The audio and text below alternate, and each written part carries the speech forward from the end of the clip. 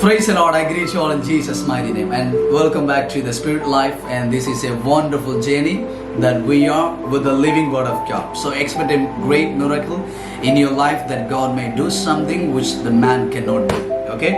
And today I want to tell about something very, very special. And it's a powerful message. And that is I found in the book of Acts chapter number 3 and verse number 1, 2, 3, 4. We know that Peter and John, they were going, as usual, they were going for the prayer in the temple. The Bible says, now the Peter and John, they were going up to the temple at the ninth hour and the hour of prayer. And a man who had been lame for his mother's womb, and he was carried along with the people. Right? So we know that the temple is called beautiful, but there was no beauty at all in that man's life.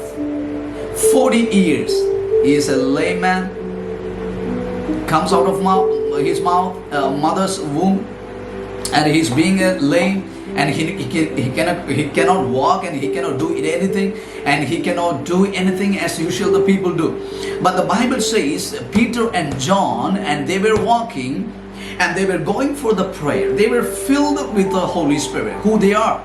And they have experienced that something, the unique power was releasing out of them after the upper room of Mark. And that was a something special, unique experience which took in their life. And we know Jesus said, do not go anywhere, just wait for the Jerusalem, wait for the Holy Spirit in Jerusalem. So according to the words of Jesus, and they were waiting. The Bible says almost 10 days they were waiting and praying, waiting and praying. They were waiting, Lord, renew our mind. So they renewed their mind in the 10 days and they got the power. Hallelujah.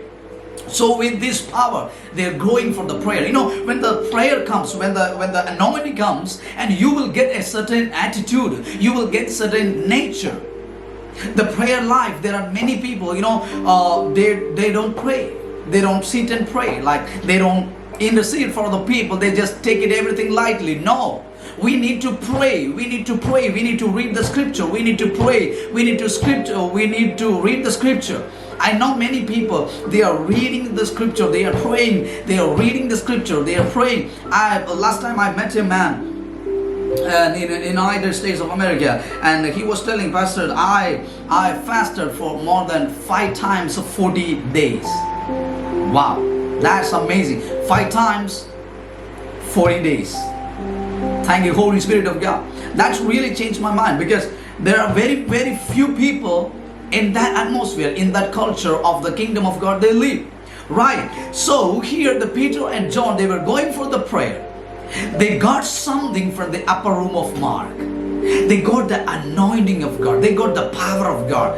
They know what is the kingdom of God. Now when they begin to live inside the kingdom, you know, when you live inside the kingdom, there is no need of even faith.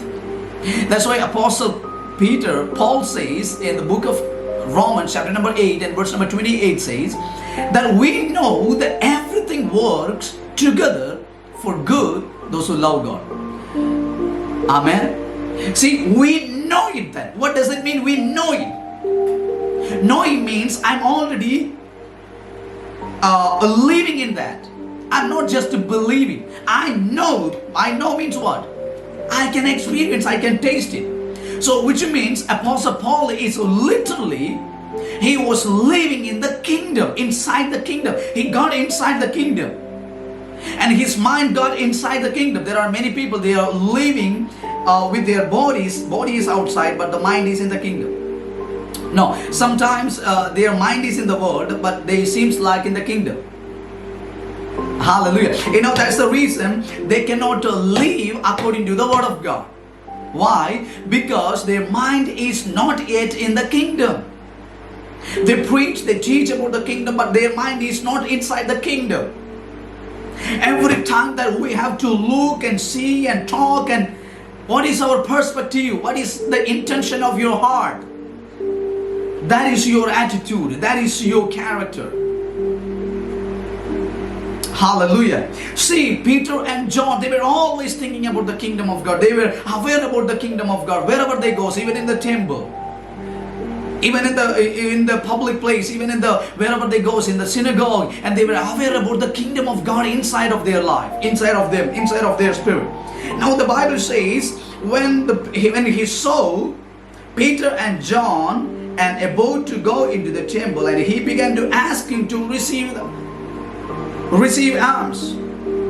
But Peter, along with John, fixed his gaze on him and said, "Look at us."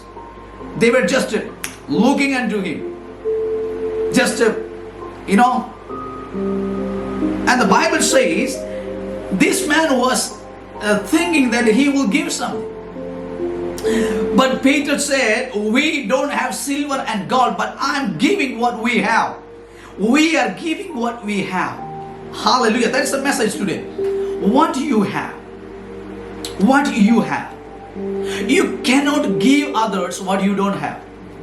But what you have, you can give others. If you don't have something which you want to give, example, you want to release the glory. If you don't have the glory inside of you, no way to give others. Don't expect God to use you if you are not using your Bible. Don't expect God to use you if you are not praying enough. Don't expect God to use you or bless you or anything without the work in the Word of God. Work in the Word. Practice it and do it and do it and do it and do it. Spend a quality time in the meditation, and so that you renew your mind and you will go and after that greatness, that glory which is flowing out of your spirit. Somebody shout and say hallelujah. So they were giving what they have. They cannot give what they don't have. And the Peter said, "I don't have silver and gold, but I have something, the greatness of God, the Christ in me, the hope of glory. I'm releasing the Christ." And he received that miracle. And the Bible says he began to jump and dance. He was running everywhere. And the Bible says that it became a big problem for Peter and John, because everybody knew this man was a beggar for some years, couple of years, and he was begging. Now he's totally changed. The place he was sitting changed, and the job changed, the attitude, the behavior, the dressing, whatever, the life totally changed, because he got the glory of God. I prophesy this day, wherever you go, you will release the glory. Your family will release the glory. Your children will release the glory. Your parents will release the glory, not the mind of the flesh. Oh, hallelujah. Devil is so cunning. Devil is so wicked. In the mighty name of Jesus, Father, I release the glory of God into their life, Father. Let them experience God's glory. Let them practice that, oh God. We are not just preaching, we are not just teaching, oh God, but we are doing what we have to do. We are doing what God said to do, Father. And we are doing our call and purpose of God. In the mighty name of Jesus, let my people walk in the God's glory. La pratama sejeri bohoshia, elimbrahandana bohoshia, lekana masotoluru bohoshia. In the mighty name of Jesus, hold on the word of God. Father, I bless them in Jesus' name. I pray. Amen. Amen. Amen. And God bless you all. Thank you so much for tuning into the Spirit Life. And I believe it's been a blessing for you, these teachings and the preaching and everything. And if you're blessed by, just text me or email me, and I'm here to pray for you. I love you all. Shalom. This is Pastor Sam King Flame. God bless you.